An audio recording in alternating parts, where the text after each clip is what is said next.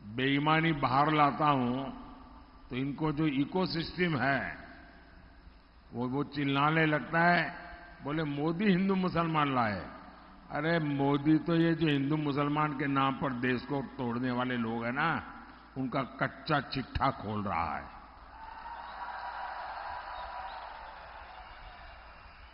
मैं इसका एक उदाहरण देना चाहता हूं, और यह उदाहरण इतिहास में दर्ज है। मैं कांग्रेस को चुनौती देता हूं, अगर हिम्मत है कांग्रेस में तो मेरी इस बात का देश को जरा जवाब दें। नहीं देंगे वो। इनकी तो हालत ऐसी है। मुझे बताइए, आपके घर में आपको कभी आपके माता पिता, अगर आपने दादा उन सबको देखा हो तो उनको याद करने के लिए क्या आपको एल्बम खोलना पड़ता है क्या? अपने माता पिता को याद करो, एल्बम खोलो तब याद आते हैं क्या? इनकी तो हालत ये है कि अपने माता पिता को याद करने के लिए एल्बम खोल के देखना पड़ता। अच्छा अच्छा, ये है, ये जिनकी स्थिति है जी। भाइयों बहनों, कांग्रेस अपनी सरकार के समय खुले आम कहती थी कि देश के संसाधनों पर पहला अधिकार मुसलमानों का है। और ये डॉक्टर मनमोहन सिंह जी ने कहा, उस मीटिंग में मैं मौजूद था और मैंने इसका विरोध किया था। अब मुझे बताइए, ये कहते थे कि नहीं कहते थे? कहते थे कि नहीं कहते थे? अब कांग्रेस वाले कितने ही चू चू करते रहे, सब अवेलेबल है। हालत ये थी कि कांग्रेस और उसके साथी दलों ने क्या किया, जो डेवलपमेंट का बजट होता है उस बजट में भी दरार कर दी भाइयों। उसमें भी बंटवारा करने के लिए सोचा और उन्होंने कहा अब बजट होगा हिंदू बजट, मुस्लिम बजट। ये इन्होंने सोचा था। क्या ये मेरा देश ऐसे चलेगा क्या? और कांग्रेस चाहती थी कि 15% बजट मुसलमानों के लिए अलग से आवंटित हो जाए। भाइयों बहनों, आप सबसे मैं पूछना चाहता हूं, अब उनको धर्म के नाम पर देश बनाना था, बना दिया। कांग्रेस की मजबूरी थी, दे दिया। अब आप कहोगे कि हिंदू बजट, मुस्लिम बजट, क्या ये देश का भला करेगा क्या? जरा हाथ ऊपर करके पूरी ताकत से बताओ कि मेरी बात समझते हो। क्या इस देश का बजट हिंदू बजट, मुस्लिम बजट ऐसा हो सकता है क्या? हिंदू के लिए इतना, मुसलमान के लिए इतना हो सकता है क्या?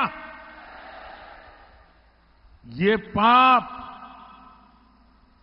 कांग्रेस पार्टी कर रही थी। और मुझे याद है, तब मैं गुजरात का मुख्यमंत्री था, मैंने इसका सबसे पहले विरोध किया था।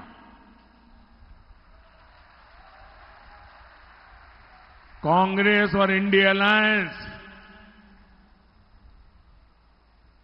अगर सत्ता में आए तो ये ही करने वाले हैं। क्या हमें देश को एक रखना है कि नहीं है? हर हिंदुस्तानी एक है, ये जरूरी है कि नहीं है? क्या हिंदुस्तानियों को बांटना अच्छी चीज है क्या? मैं आपसे फिर एक बार पूछता हूं, क्या ऐसे लोगों को सिर्फ यहां नहीं, पूरे महाराष्ट्र में एक भी सीट जीतनी देनी चाहिए क्या? एक भी पोलिंग बूथ पे उनका नंबर लगना चाहिए क्या? और मैं महाराष्ट्र के लोगों को बधाई देता हूं। पहले 4 चरण में उन्होंने ये इंडी अगाड़ी को चारों कोने चित्त कर दिया है। साथियों, आज भी इंडी अगाड़ी और कांग्रेस के शाहजादे तुष्टीकरण का वही पुराना खेल खेल रहे हैं। इन लोगों की नजर अब एससी, एसटी, ओबीसी के आरक्षण पर है और उन्होंने प्रयोग शुरू कर दिया है। कर्नाटका ये उनकी लेबोरेटरी बनाई है। कर्नाटका में उन्होंने क्या किया? सरकार में आने के बाद रातों रात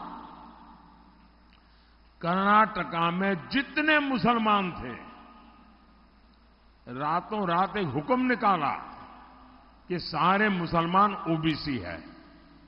रातों रात सब मुसलमान को ओबीसी बना दिया और ओबीसी का आरक्षण का जो कोटा था उसकी बहुत बड़ी लूट उन्होंने उनको दे दी, टुकड़े कर दिए। और आरक्षण की यही लूट कांग्रेस पार्टी पूरे देश में करना चाहती है। आप मुझे बताइए, ये एससी, एसटी, ओबीसी का आरक्षण के टुकड़े करके वो किसको देंगे? किसको देंगे? वही खेल करेंगे कि मुसलमान वोट देता है, मुसलमान को दो। जिनसे ये वोट जिहाद करवाने की बात कर रहे हैं, आप मुझे बताइए, आपने महाराष्ट्र में इंडी अगाड़ी में एक भी व्यक्ति ने, एक भी नेता ने इसका विरोध करते किसी को सुना है क्या? चुप बैठ गए। और मोदी सब जगह पे बोलता है तो कहते हैं मोदी हिंदू मुसलमान कर रहा है। मोदी हिंदू मुसलमान नहीं कर रहा है। मोदी उनके हिंदू मुसलमान का जो खेल है देश की जनता के सामने उसको खुला कर रहा है। और मुझे बताइए, एक कर्तव्य मुझे करना चाहिए कि नहीं करना चाहिए? क्या मुझे चुप रहना चाहिए? क्या मेरी छवि के लिए मुझे देश को तोड़ने देना चाहिए क्या? मेरे लिए मेरी छवि से ज्यादा मेरे हिंदुस्तान की एकता मेरे लिए प्राथमिकता है। भाइयों बहनों, कदम कदम पर देश को बांटने की सोचने वाले क्या आपके वोट के हकदार है क्या? आपके वोट के हकदार है क्या? साथियों, इंडी अलायंस के लोग जब तक सत्ता में थे, इन्होंने देश कैसे चलाया था? देश के भीतर बाजार सुरक्षित नहीं थे, सिनेमा हॉल सुरक्षित नहीं थे, होटल हो, रेस्टोरेंट हो, रेलवे स्टेशन हो, कुछ भी सुरक्षित नहीं था। और जो आज फर्स्ट टाइम वोटर होंगे ना, उनको तो ऐसी कोई चीज का पता ही नहीं होगा, क्योंकि उस उम्र में उनकी उम्र 5 साल, 7 साल, 8 साल रही होगी। उनको बताना जरा अपने 18, 20, 22, 25 साल के बच्चों को कि कांग्रेस के जमाने में अनाउंसमेंट होता था, कोई लावारिस चीज दिखाई दे तो छूना मत। रेलवे स्टेशन पर, एयरपोर्ट पर, बस लावारिस चीज दिखाई दे, कहीं लावारिस टिफिन दिखाई दे तो दूर रहना, पुलिस को बताना। कहीं लावारिस बैग दिखाई दे तो दूर रहना, पुलिस को बताना। कहीं लावारिस कुकर दिखाई दे, दूर रहना, बम होगा। ये लावारिस वाली चीजें यानी एक प्रकार से जीवन का हिस्सा बन गई थी और कहीं पर भी बम फूटते थे। भाइयों बहनों, 2014 के बाद आपके कान पर लावारिस से दूर रहो ऐसा आया क्या? ये खेल करने वाले लावारिस हो गए कि नहीं हो गए? साथियों, 10 साल पहले आए दिन बम धमाके होते थे कि नहीं होते थे? अगर आपको याद हो तो बताइए, नहीं है तो मत बताना। बम धमाके होते थे? जरा हाथ ऊपर करके बताइए, बम धमाके होते थे? आतंकवादी खुलेआम धमकियां जारी करते थे कि नहीं करते थे? सीमाओं पर गोलीबारी, राज्यों में नक्सली हमले, ये रोज की बात थी कि नहीं थी? लेकिन कांग्रेस की सरकार क्या करती थी? वो पाकिस्तान से गुहार लगाती थी और कांग्रेस अमन के कबूतर उड़ाकर फोटो निकलवाती थी जी। अमन के कबूतर उड़ाए जाते थे, मोमबत्तियां जलाई जाती थी, मोमबत्तियां। और क्या कहते हैं? प्लीज प्लीज हम पर आतंकी हमला मत करो, यही बोलते रहते थे। अरे वीर भारत भूमि की साख पर कांग्रेस ने बहुत चोट पहुंचाई थी। और जब से आपने मोदी को सेवा का मौका दिया, तब से क्या हुआ? Surgical strike, air strike. अब पाकिस्तान ने एटम बम की धमकी देना बंद कर दिया है। लेकिन साथियों, आपको एक और बात नोट करनी चाहिए। भारत को धमकी देने का काम पाकिस्तान की तो नहीं हिम्मत, लेकिन कांग्रेस वाले वो फाइल लेके घूम रहे हैं। कांग्रेस वाले कह रहे हैं, कांग्रेस नेता कह रहे हैं कि पाकिस्तान का सम्मान करो, उनसे सर झुका के बात करो। क्यों? उनके पास एटम बम है, एटम बम। अरे उनके पास रखरखाव के पैसे नहीं यार।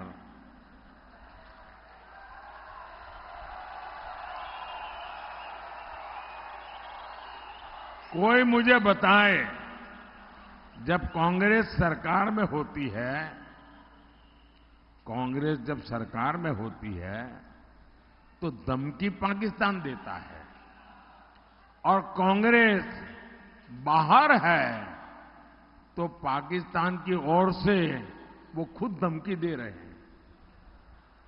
पाकिस्तान अपनी संसद के भीतर स्वीकार करता है कि उसने आतंकी हमले करवाए, लेकिन यहां कांग्रेस और इंडिया अघाड़ी के लोग उसे क्लीन चिट देते हैं। कोई जरा बताइए ऐसा क्यों है? इंडिया अघाड़ी वाले पाकिस्तान की तरफ से बैटिंग क्यों कर रहे हैं? भाइयों और बहनों, कांग्रेस की मानसिकता तो हमेशा तुष्टीकरण वाली रही है, लेकिन बाला साहब की बात करने वाले भी कांग्रेस का कुर्ता पकड़ करके खड़े रहे हैं। कांग्रेस अलगाववादियों, आतंकवादियों का समर्थन करती है। नकली शिवसेना उसके साथ खड़ी है। कांग्रेस के लोग छत्रपति शिवाजी महाराज का अपमान करते हैं। आपने देखा है ना, कांग्रेस के शाहजादे ने मंच पर कैसे छत्रपति शिवाजी महाराज का तिरस्कार किया था। पूरे महाराष्ट्र को वो तस्वीरें देख करके गुस्सा आया, लेकिन नकली शिवसेना ने मुंह पर ताला लगा दिया, आंख पर पट्टी बांध ली। कांग्रेस के शहजादे महाराष्ट्र की धरती पर वीर सावरकर का भी अपमान करते हैं, लेकिन नकली शिवसेना की हिम्मत नहीं पड़ती कि उन्हें ललकारे। और मैं चुनौती देता हूं, ये इंडिया अघाड़ी वाले यहां बैठे हैं ना, वो शाहजादे के मुंह से 5 वाक्य वीर सावरकर के पक्ष में बुलवा करके दे दे। करो भाई, मेरी चुनौती उनको। ये इंडी गाड़ी के बड़े बड़े नेता ने, हाँ, उन्होंने चुनाव जीतने के लिए उसको कह दिया कि भाई तुम वीर सावरकर बोलना बंद करो। तब से उसने बोलना बंद किया। क्यों? कि चुनाव का डर था। लेकिन हिम्मत है तो वीर सावरकर की महानता के 5 वाक्य इस शाहजादे से बुलवाइए। मेरी इन नकली शिवसेना से चुनौती है, ये नकली एनसीपी से ये चुनौती है। क्या वीर सावरकर के लिए 2 अच्छे शब्द बोल नहीं सकते आप? इंडी अघाड़ी की सरकार में याकूब मेमन की कब्र संवारी जाती है और इंडी अघाड़ी में राम मंदिर के निमंत्रण को ठुकरा दिया जाता है। राम मंदिर के लिए आए दिन अपमानजनक भाषा बोली जाती है। मैं जरा महाराष्ट्र के लोगों से पूछना चाहता हूं, क्या आपको ये स्वीकार है? आपको ऐसे पाप स्वीकार है? क्या आप इंडिया अघाड़ी वालों को इस बार इस चुनाव में सजा देंगे कि नहीं देंगे? ऐसी सजा दीजिए, ऐसी सजा दीजिए कि ऐसा पाप करने की हिम्मत न रहे। साथियों, और अभी शिंदे जी बता के गए कि 93 के बम ब्लास्ट के गुनहगार नकली शिवसेना के लिए प्रचार कर रहे हैं। बताओ, इससे बड़ा दुर्भाग्य क्या होगा? साथियों, 20 मई को आपको सशक्त और विकसित भारत के लिए वोट देना है। 20 मई को आपको तुष्टीकरण के खिलाफ वोट देना है। कल्याण से एनडीए प्रत्याशी भाई श्रीकांत शिंदे जी और भिवंडी से भाजपा प्रत्याशी श्री कपिल मोरेश्वर पाटिल जी, इनको दिया गया आपका हर वोट मोदी को मजबूत करेगा। और जब आप उनके लिए मतदान के लिए बटन दबाएंगे ना, वो वोट सीधा सीधा मोदी के खाते में जाएगा। कपिल पाटिल ने मेरे साथ सरकार में भी काम किया है। ये हमेशा इस क्षेत्र के विकास के लिए सजग रहते हैं। मेरा अनुरोध है, मेरे इन दोनों साथियों को भारी मतों से विजयी बनाइए। आज हम मेरा एक काम करेंगे, घर घर जाना, ज्यादा लोगों से मिलना और कहना, मोदी जी आए थे, मोदी जी ने आपको प्रणाम कहा है। बोलिए भारत माता की, भारत माता की, भारत माता की। बहुत बहुत धन्यवाद।